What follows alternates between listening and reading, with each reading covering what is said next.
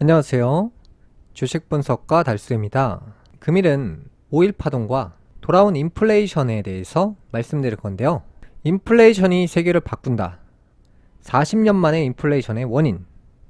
바로 공급의 불안과 수요 폭발인데요. 미국 정부에서는 돈을 강하게 풀면서 인플레이션에 대한 경계를 전혀 하고 있지 않았어요. 연준의 목표인 연 2% 물가 상승은 이미 2021년 3월부터 돌파했지만 대응을 한 것은 이 당시에 한 것이 아니라 1년이 지난 22년 3월부터 인플레이션을 잡기 시작했죠. 그러니까 1년 동안 인플레이션의 크기가 엄청나게 커져 있는 상황에서 연준의 목표가 물가 안정이고요. 첫 번째가. 두 번째는 고용시장을 극대화시켜서 성장은 또 유지하는 거예요. 이게 무슨 말이냐? 말도 안 되는 얘기를 하고 있는 거예요. 지금 연준의 얘기를 잘 들어보면 반은 맞고 반은 틀리다가 아니라 완전히 틀리다라고 볼 수밖에 없어요. 왜냐하면 물가를 잡는다는 것은 고용시장을 죽인다는 얘기예요. 여기서 돈을 찍으면 안 되고요. 그래야 물가를 잡을 수가 있는 거예요. 그런데 돈을 찍으면서 물가를 잡고 있다라고 얘기하고 있죠. 지금 연준에서 하고 있는 얘기를 믿지 말아야 되는 이유가 돈을 찍으면요, 아무것도 해결되지가 않아요. 미국 정부에서는 코로나로 인해서 과감한 부양책을 사용했죠. 돈 찍기죠. 돈을 많이 찍으니까 성장으로 수요가 급증 정도가 아니라 폭발해버렸죠. 제품은 한 개인데 사려고 하는 사람은 2명이 된 거예요. 그래서 물건이 괜히 비싸진 거죠. 물가 상승이죠. 22년도 3월부터 금리 인상이 시작되었고, 올해 같은 경우도 이제 추가 금리 인상을 예고하고 있죠.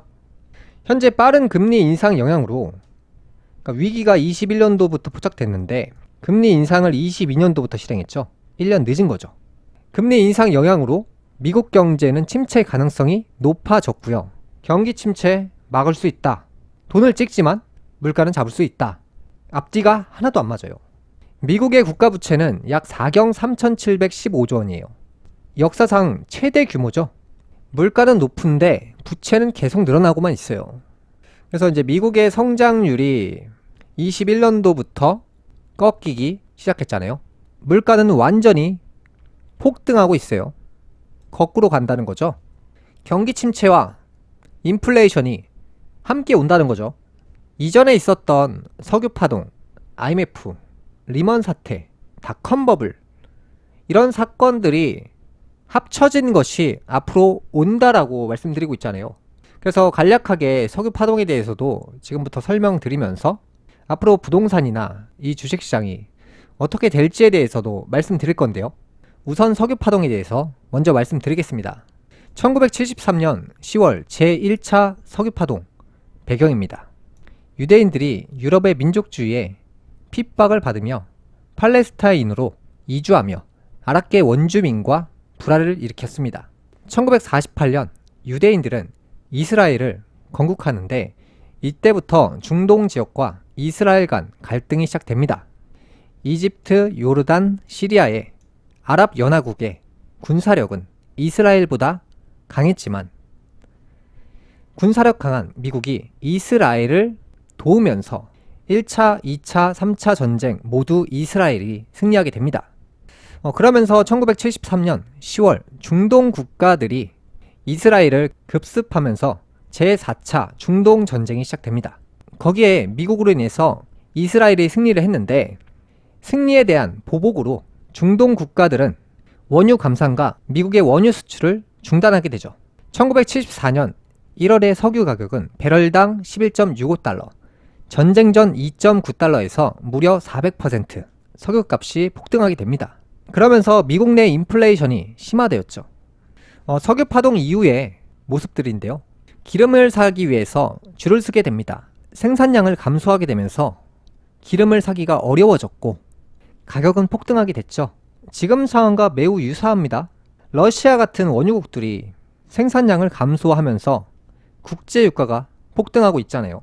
지금 같은 경우는 미국에서 화폐의 양을 계속 찍고 복사하고 있으니까 기름을 생산하는 나라 입장에서는 같은 값에 팔고 싶지가 않은 거예요. 달러 가치는 떨어졌는데 예전 값에 팔아라, 이렇게 얘기하고 있으니까 말도 안 되는 거죠.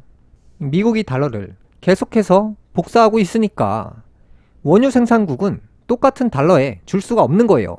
지금 국제유가 폭등은 국가 간의 감정 싸움일 수도 있지만 그보다 제가 보기에는 이 달러를 너무 많이 복사하니까 돈의 가치는 떨어졌는데 예전 시세대로 기름을 달라고 하면 말이 안 된다고 보거든요.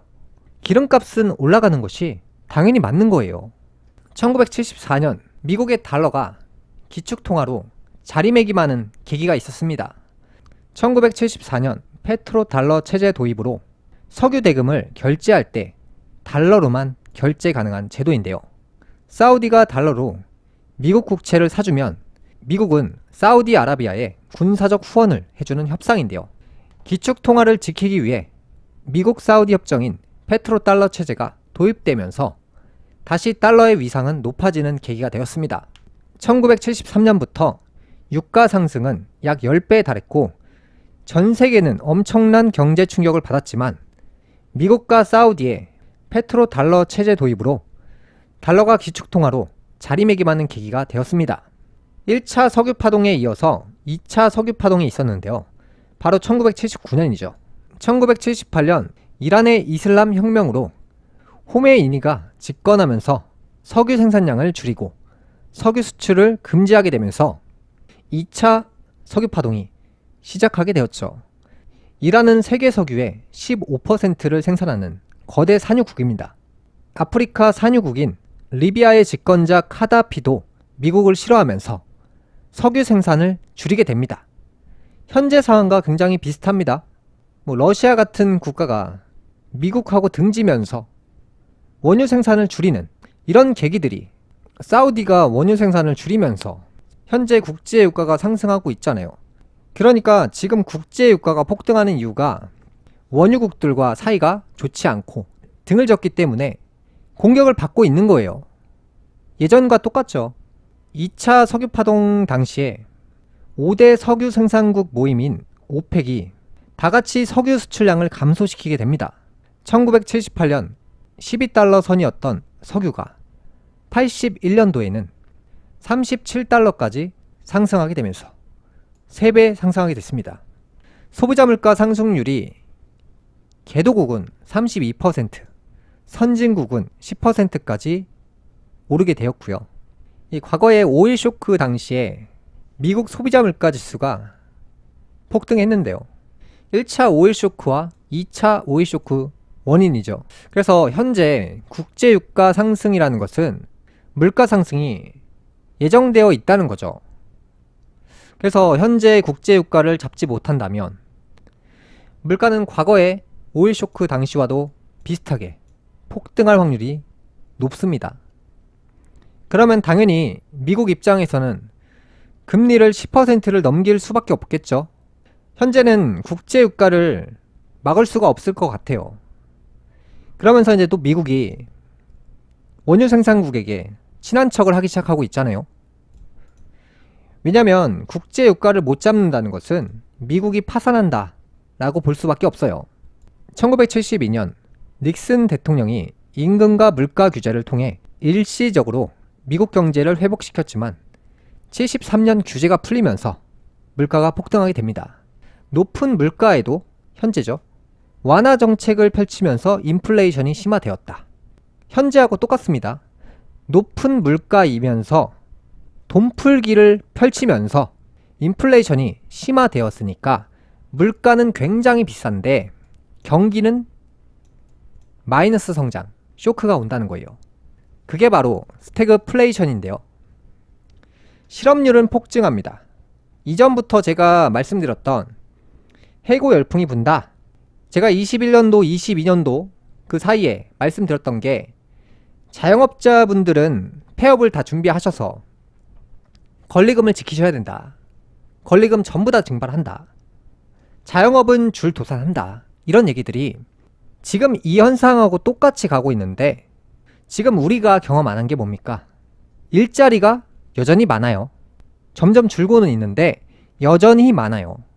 이 당시에 실업률 폭증으로 경기 침체 역시 지속되었죠. 왜냐면 사람들이 월급을 받다가 해고를 당하면 월급이 없으니까 자영업 시장에 음식을 안 사 먹어요. 그러면 자영업자들은 줄폐업을 하는 것이고 지금 하반기부터 온 거잖아요. 그래서 8, 9월 달부터 매출이 폭락했을 거예요. 이게 지금 끝나는 게 아니라 추석 때문이 아니라 본격적으로 시작하는 단계예요. 그러면서 자영업자들이 가게를 공짜로 내놓죠. 우리 가게 인테리어 5천만 원 들었는데 와서 그냥 공짜로 운영하세요. 가져가세요. 이렇게 공짜로 줍니다. 가게를. 지금 실제로 그러고 있어요. 내년 되면 권리금이 또 반토막이 날 거예요. 그래서 지금은 메인 브랜드들 있죠.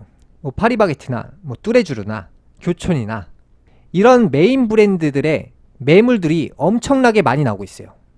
이 브랜드가 아닌 곳은 굉장히 어렵다는 것이고 배달의 민족에 무료 배송이 많아진다고 했잖아요. 앞으로 더 심각해질 거예요.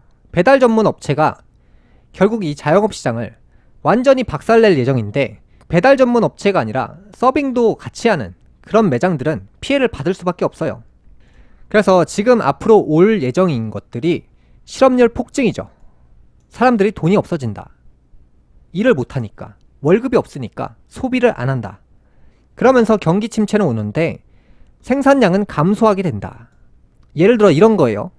우리 동네에 김치찌개 매장이 5개가 있으면 서로 경쟁을 하기 때문에 배달료도 안 받고 배달을 해주면서 가격도 서로 경쟁하니까 싸집니다. 근데 5군데 중에서 4곳이 망하잖아요. 그러면 한 군데만 남겠죠? 그럼 어떻게 될까요? 오히려 김치찌개 가격이 올라가게 돼요. 그게 바로 이제 버티기라고 하는 건데 너희들이 망할 때까지 난 버틸 거야.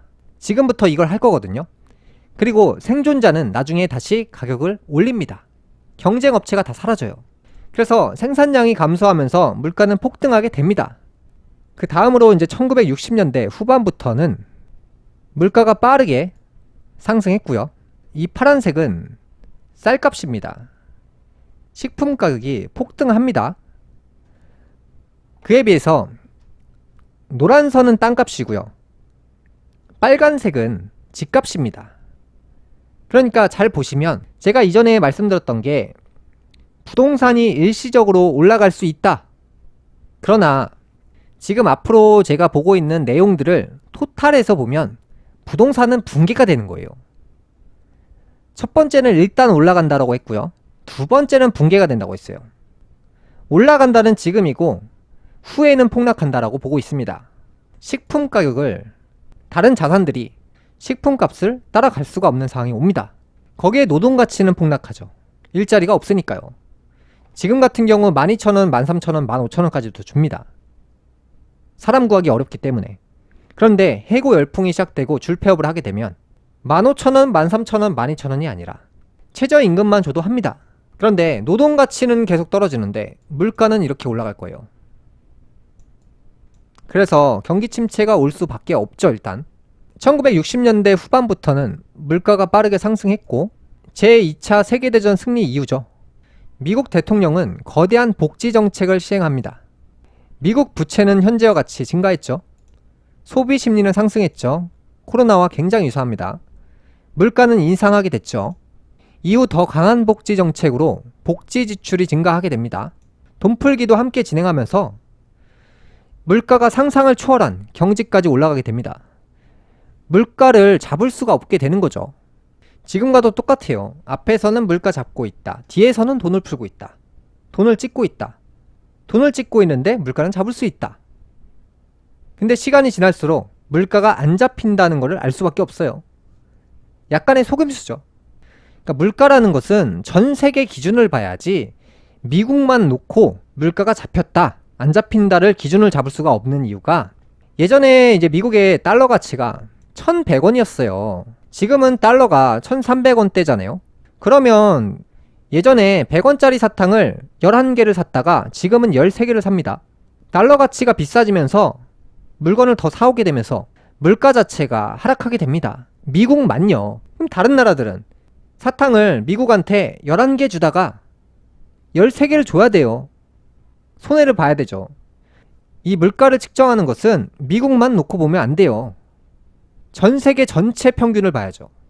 그래서 전 세계인들은 지금 뭐 CPI다, PC이다. 이런 지표에 속고 있는 거예요. 말도 안 되는 거죠. 그런 지표가. 미국만 달러 가치 상승으로 물가가 낮아진 거잖아요. 일시적으로. 그럼 이건 아니다. 허수다. 만약에 달러가 1200원, 1100원으로 가잖아요. 미국 금리는 10%를 넘게 돼요. 이게 이제 금리와 달러의 법칙인데 이 돈의 가치가 높다 보니까 금리를 5%대에서 버틸 수가 있는 건데 여기서 달러가 지금 야금야금 조금씩 올라가고 있잖아요. 달러가 올라가는 만큼 5%대에서 버틸 수 있는 건데 금리가 5%다. 달러 가치가 뭐 1350원이다. 달러 가치가 내리게 되면 많이 올려야 되는 것이고요. 달러 가치가 올라주게 되면 금리는 동결할 수가 있는 거예요. 지금 이 두 가지를 같이 봐야지 이 물가를 맞출 수가 있는 거거든요. 그래서 미국이 금리를 덜 올릴 수 있는 이유는 달러 가치가 비싸져서 많이 사올 수 있으면 물가는 잡힌 것처럼 착시 현상이 나오죠. 그 다음에 1960년대 후반의 물가 상승이 1970년대 석유 파동을 만나면서 물가 상승이 더 심해졌으나 당시 연준은 대처를 안일하게 합니다. 코로나와 당시와 굉장히 유사하죠. 1960년대 후반부터 무분별하게 재정 지출과 석유 파동이 겹치면서 신속하게 대응하지 못한 점이 더 심각한 상황을 만들었습니다. 그러니까 지금과 똑같은 거예요. 1년 늦게 대응하고 있잖아요. 이후 인플레이션은 1980년대 초반까지 장기화됩니다. 제가 앞으로 이 20년간 경기 침체가 지속된다라고 말씀드렸죠. 이 당시에도 경기 침체가 인플레이션이 20년간 지속되었습니다. 크게 보면 10년이고요. 세세하게 보면 20년까지 갔습니다. 지금 연준 역시 21년 3월 이후 높아진 물가를 잡지 못하고 있습니다. 달러 가치를 올려서 물가를 잡고 있는 거예요. 그 피해를 다른 나라들이 떠안고 있는 거죠. 100원짜리 사탕을 예전에는 11개만 줬었는데 지금은 100원짜리 사탕을 13개를 줘야 되니까 2개를 손해보고 줘야 되는 거예요. 그러면 물가가 오르죠. 달러가 1100원이었을 당시에는 100원짜리 사탕을 미국한테 11개를 줬는데 달러가 1300원이 됐으니까 100원짜리 사탕을 13개 줬어요. 그러면 11개를 주다가 13개를 주면 억울하잖아요. 그래서 다른 나라들이 쓰는 방법이 뭐냐? 이 100원짜리 사탕을 130원을 만들어서 10개를 주면 돼요. 이런 식으로 가격을 올려서 개수를 낮추면 되는 거예요. 그러면서 물가는 폭등한다는 거죠. 다른 나라들은. 그러니까 미국 같은 경우도 초반에만 100원짜리 사탕을 뭐 사우디가 좀 잘 몰라서 11개를 주다가 달러 가치가 올라가면서 100원짜리 사탕을 13개를 줘요. 사우디가 처음에는 이게 뭐지? 이렇게 생각한단 말이죠. 그러다가 사우디가 딱 생각을 하죠. 우리가 지금 물건을 더 줄 필요가 없잖아. 그러면 가격을 올려서 덜 주자. 전 세계가 지금 이런 상황으로 가고 있는 거예요. 그러면서 물건 값이 달러 상승으로 인해서 손해를 보니까 물건 가격을 올리게 되죠. 1970년대처럼 인플레이션이 장기화될 경우 물가 오른 만큼 화폐 가치는 하락하게 됩니다. 여기서 화폐 가치는 계속 하락하고 있다고 했잖아요. 미국에서는 돈을 계속 찍고 있죠. 심각한 문제죠. 물가가 오르면 돈을 그만 찍어야 되는데 국가 부채가 너무 많으니까 돈 찍어서 이자 내고 있으니까 돈을 찍고 있으니까 화폐 가치는 떨어지고 아주 심각한 문제죠. 화폐 가치를 떨어뜨리면 물가는 당연히 오르죠. 그게 바로 미국인 거예요. 건설사에서 공사 대금을 뭐 레미콘 공장이나 벽돌 공장이나 하청업체에 돈을 줘야 될 건데 지금 외상을 하고 있는 이유가 미분양 사태가 계속 벌어지고 있고 지금은 매우 양극화 현상이 벌어지고 있으면서 경기 침체가 벌어지고 있고 고용시장 난리 난다라고 했죠. 악재들이 한 5개, 10개가 뭉쳐서 터지기 때문에 지금 건설사에서도 마치 시장이 다시 좋아질 것처럼 이렇게 분위기를 형성하지만 제가 이 부분은 어제도 일시적이라고 했죠. 일시적 상승이고 사서 딱 팔고 나올 수 있는 그 타이밍을 정하실 분들은 사서 단타를 치시면 되고 근데 그게 현실적으로 어려운 방법이라고 했죠. 그러면서 주택시장은 다 붕괴된다고 했어요. 일단 올라간다라고 했습니다. 현재 물가 상승이나 뭐 벽돌값, 철근값, 레미콘값, 인건비 상승 등으로 모든 것들이 다 올라가면서 이 가격의 법칙이라는 것이 물건의 값이 올라가면 판매량이 감소한다라고 했죠. 우리 부동산이 3억짜리가 6억이 되면 우리 3000세대 아파트의 물건들이 다 팔린다고 생각하잖아요. 안 팔립니다. 왜냐면 이 가격이라는 게 3억이니까 잘 팔린 거지 6억이 돼버리면 매수자 입장에서는 매수 수요가 계속 작아진단 말이죠. 그러면서 사자는 별로 없어요. 이 3000세대 아파트의 주인들은 우리 3000개가 6억에 다 팔릴 거라 생각해요. 근데 거래량을 잘 보시면 1개 팔리고 2개 팔리고 3개 팔리고 매물 수를 보면 막 200개가 매물로 나와 있는데 실제로 거래되는 건 1개, 2개 이런 식으로 아주 작은 양의 거래만 이루어집니다. 근데 사람들은 3,000명이 전부 우리 아파트가 6억에 전부 팔린다 라고 생각합니다. 근데 잘 생각해 보시면 이 물건을 내놓는 사람들이 한 300세대인데 실제 거래되는 것은 한 달에 몇 건 안 돼요. 거의 안 팔린다는 거예요. 그래서 나중에 부동산 시세가 더 올라간다. 제가 이제 지금은 양극하고 지금 같은 경우 특색에 있는 아파트들은 올라간다라고 말씀드렸고, 근데 그걸 올라간다는 것을 꼭대기까지 지켜보고 그때 팔려고 하면 못 판다고 했어요. 주택시장 전부 붕괴된다고 했죠. 그런데 일단 올라간다고 했습니다. 지방 중소건설사들을 중심으로 미분양 물건이 계속 늘어나고 있다는 것은 결국에는 이 부채 폭탄이 터진다는 것이고, 건설사를 떠나서 하청업체들이 줄도산하게 되는 거예요. 삼성전자나 에코프로가 20년도, 21년도에 자동차가 너무 잘 팔리고 전기차가 너무 잘 팔리고 이런 현상이 나오면서 설비 투자를 엄청 확대했단 말이죠. 근데 왜 이렇게 설비 투자를 확장한 데들이 붕괴가 되냐면, 코로나 같은 돈 찍어서 부양하는 것은 일시적이에요. 그게 계속된다고 생각하시는 분들이 많을 텐데, 일시적으로 부양하기 때문에 판매량도 일시적으로 늘어난 거예요. 그러면 공장의 평수와 직원 수를 늘려놨다고 가정을 해요. 만약에 경기 침체가 오면 공장의 크기는 2배 이렇게 만약에 커졌어요. 공장이 필요가 없게 되고 멈추게 되고 사람이 필요 없게 돼요. 그래서 그 설비 투자를 뭐 현금이나 대출을 받아서 확장을 했더니 안 팔리기 시작하는 거예요. 삼성전자 반도체가 적자난다, 하이닉스 반도체가 적자난다, 이 내용이 코로나 때 일시적으로 잘 팔리는 것이 계속될 줄 알고 설비 투자를 늘렸는데 갑자기 안 팔리는 거예요. 2차 전지도 마찬가지예요. 에코프로가 계속 잘 된다? 가 아니라 대출 받아서 공장의 크기를 늘렸는데 설비 계약을 했는데 이제 안 팔리면 그동안 빌려 쓴 대출금의 이자가 계속 나갈 것이고, 기업 같은 경우는 적자 전환하는 거예요. 그래서 에코프로 같은 기업을 제가 매출 보고 이제부터는 투자하면 안 된다라고 말씀드렸고, 하반기부터 내년 상반기 사이에 처음에 말씀드렸던 게 분할로 매도해서 다 파셔야 된다 라고 말씀드렸죠. 최근 물가 상승이 계속 지속되고 있는데요.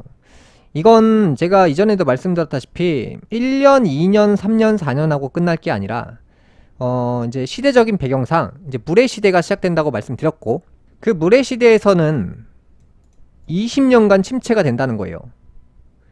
그런데 이게 신기하게도 이런 지표들을 세세하게 참고해보면 실제로 과거에도 20년간 침체기였고, 지금 같은 경우도 돈을 너무 장기간 찍었기 때문에 이 침체의 크기가 굉장히 클 거예요. 그래서 제가 보는 건 짧게는 10년에서 길게는 20년 정도 침체가 될 거라고 봅니다. 그래서 그거에 맞춰서 여러분들이 앞으로 준비하셔야 되고요. 평균 공사비가 계속 올라가고 있습니다. 철광석 선물, 구리 가격 추이가 상승하고 있잖아요. 이 돈을 계속 찍고 있기 때문에 이 모든 물가가 계속 올라갈 수밖에 없고요. 경기 침체가 와도 계속 올라갈 수밖에 없습니다. 돈을 찍고 있기 때문이에요.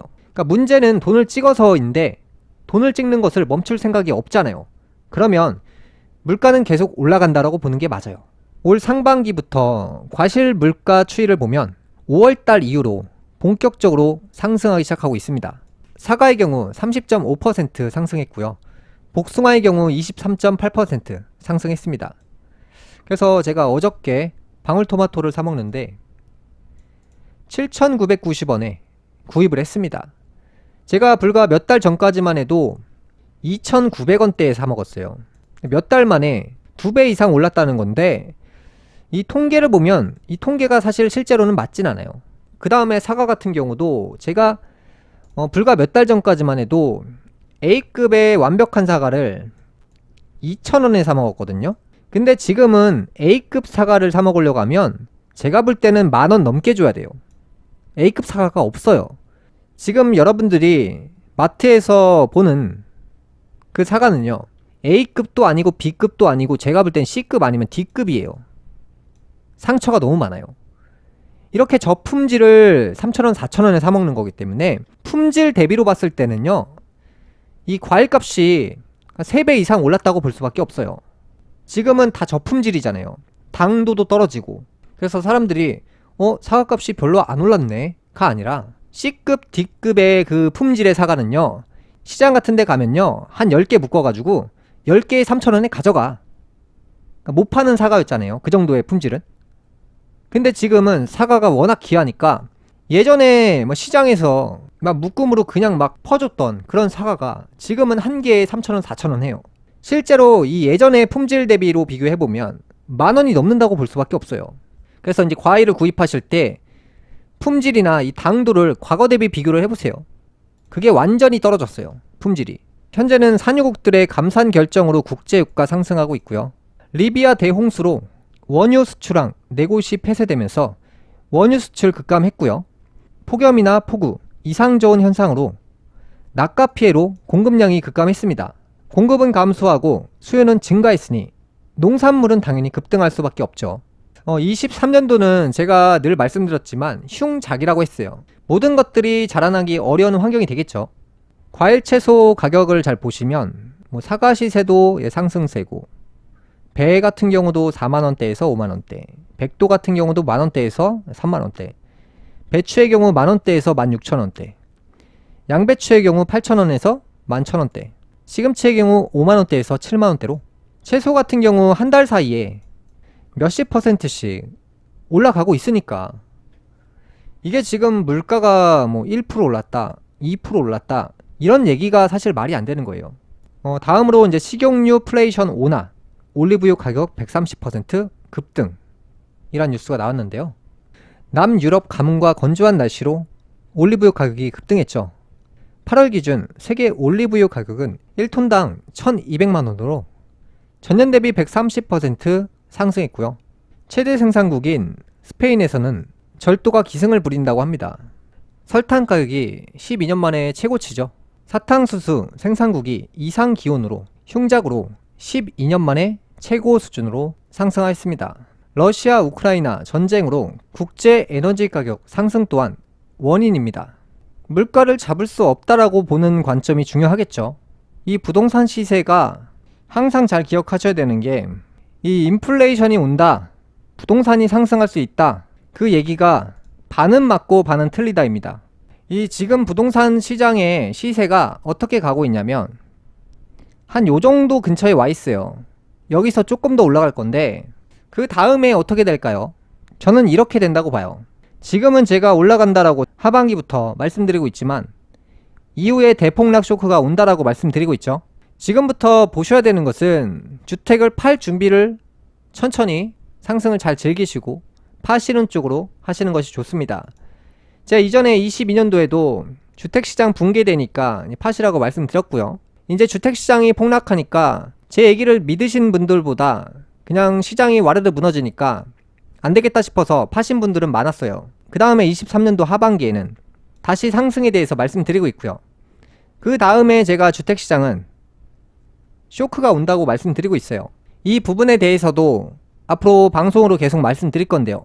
지금 준비하고 있는 자료가 워낙 많기 때문에 이걸 한 번에 다 설명드릴 수 없고 천천히 방송으로 말씀드릴 겁니다. 그래서 이제 주식시장 같은 경우도 현재는 연준이 조절을 하고 있어요. 그러니까 사람들이 나스닥이 붕괴됐다, 상승했다 이런 거는 연준의 얘기로 붕괴되거나 상승하는 것은 연준이 그 수위를 조절하고 있는 거예요. 그래서 그 부분은 가짜라는 거죠. 이제 미국 시장이 제가 이제 붕괴되고 미국 경제가 몰락하고 달러 패권이 붕괴된다 라고 말씀드리고 있는데, 미국이 하는 말로 붕괴되는 것은 가짜예요. 언제든지 말을 바꿔서 상승시킬 수 있기 때문에 그건 가짜고요.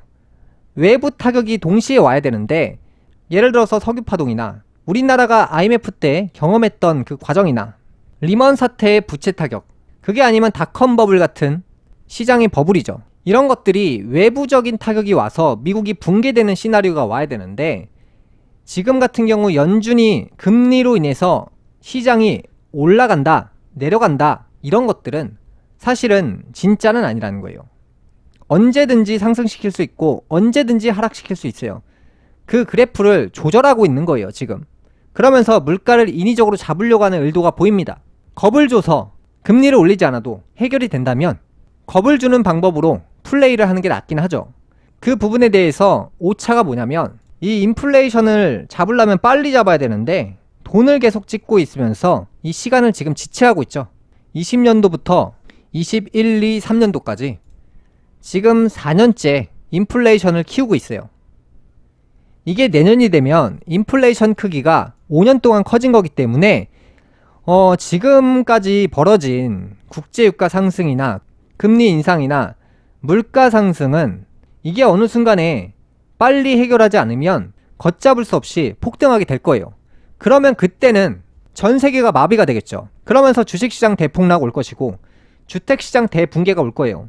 그래서 원래 인플레이션 초기 현상에서는 주택시장이 올라갈 수 있는데, 그 이후에 타격이 강하게 오게 되면 자산시장이 완전히 붕괴됩니다. 그래서 그러한 관점에 대해서 앞으로도 자세히 말씀드리겠습니다. 금일 방송은 여기까지 하겠고요. 다음 시간에 뵙겠습니다. 감사합니다.